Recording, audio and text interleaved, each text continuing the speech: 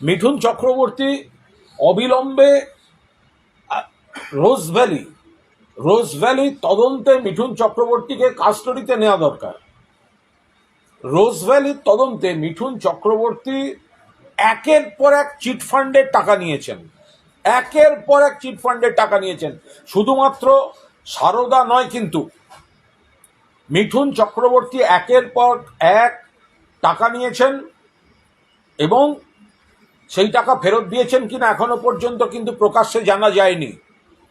তো মিঠুন চক্রবর্তীর একটি ডকুমেন্ট সামনে এসেছে, সেটা সমাজ মাধ্যমে এসেছে, আমি দিয়েছি।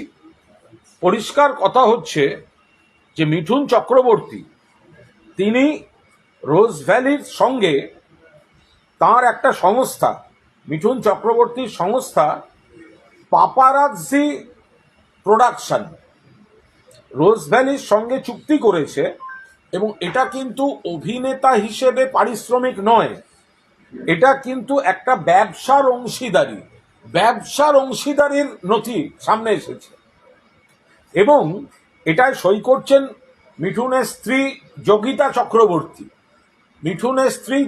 চক্রবর্তী। যোগিতা ভাবির সই রয়েছে, মিঠুনদারও সই রয়েছে এবং কোর্ট পেপারে রয়েছে।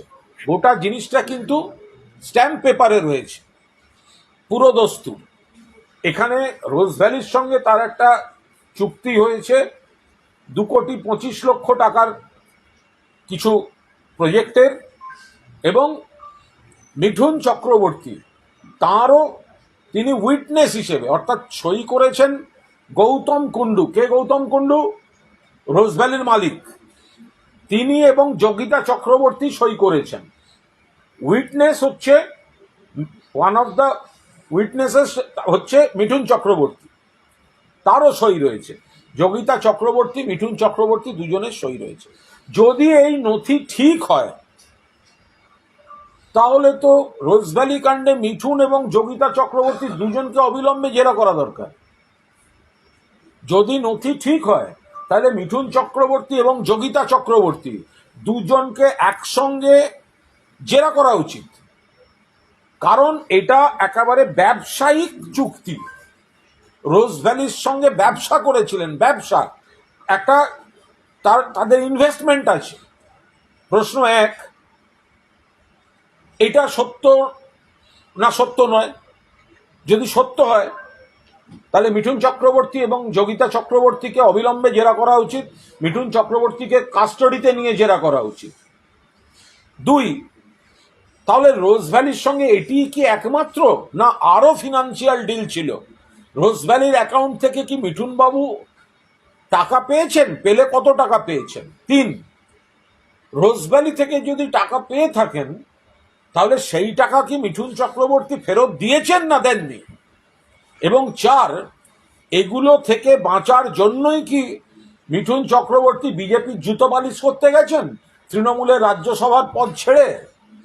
মিঠুন চক্রবর্তী গলায় বকলেস পরিয়ে টানছে ঘেউ ঘেউ, টানছে ঘেউ ঘেউ। তার পেছনে কি এই একের পর এক চিটফান্ড?